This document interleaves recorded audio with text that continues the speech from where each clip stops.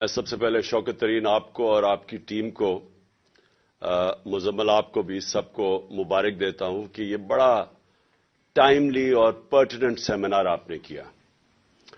اس وقت ساری قوم کو اب ایک خوف آ رہا ہے کہ پاکستان کدھر جا رہا ہے. 7.5 لاکھ پاکستانی اور جن میں ٹاپ پروفیشنلز تھے وہ صرف پچھلے 7 مہینے میں ملک چھوڑ کے چلے گئے.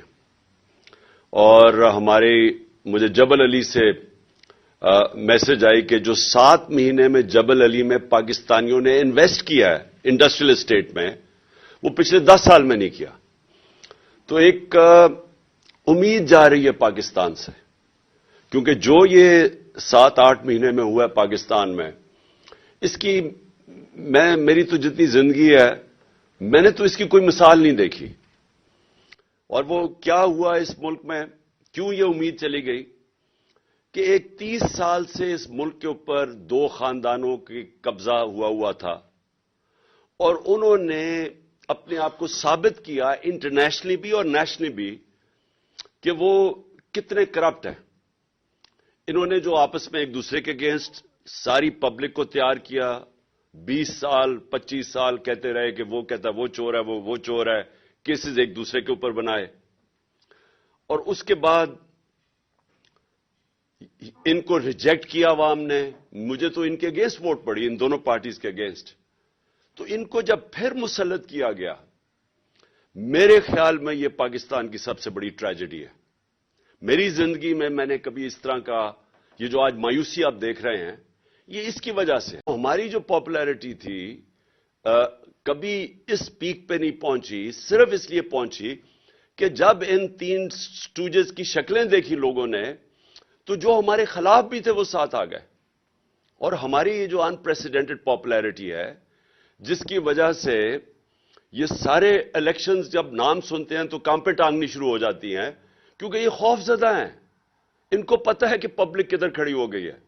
تو سارا جو سٹیٹس کو کا سیٹ اپ ہے وہ سارا مل کے ایک چیز پہ متفق ہے کہ الیکشن نہیں کروانے.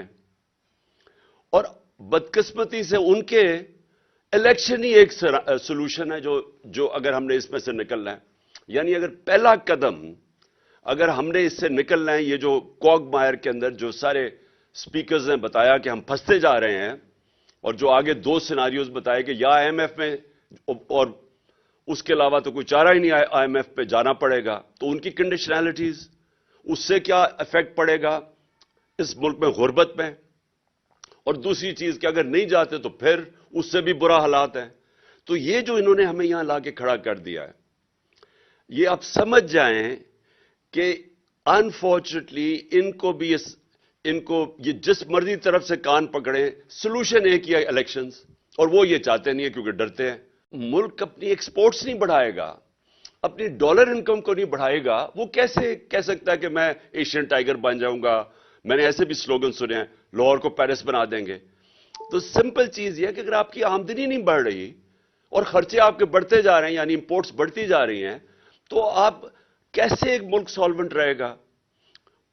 ہر شور مچاتے ہی IMF کے پاس جا رہے ہیں. ہم نے خود ماضی میں شور مچایا IMF کے پاس، کیونکہ ساورنٹی کا ایشو آ جاتا ہے. جب آپ IMF کے پاس جاتے ہیں تو آپ اپنے فیصلے نہیں کر سکتے. اور یہ ایک بڑا ذلت کا سامنا کرنا پڑتا ہے ملک کو کہ آپ فیصلے نہیں کر سکتے. وہ آپ کو حکم دیتے ہیں، وہاں ان کے ریپرزینٹیٹو بیٹھ جاتے ہیں، وہ کہتے ہیں آپ نے یہ کرنا ہے، وہ کرنا ہے. اور وہ آپ ڈرتے ہیں کہ وہ کریں گے تو غربت بڑھے گی. تو وہ جو لاس آف ساورنٹی ہے صرف اس لیے کہ آپ نے آپ ملک کو مینج نہیں کیا صحیح طرح. اور وہ ابھی ایک حکومت کی نہیں، یہ ایک مسلسل 30-40 سال ہم نے کبھی سوچا ہی نہیں کہ ہم نے اپنی ایکسپورٹس کے اوپر توجہ دینی ہے.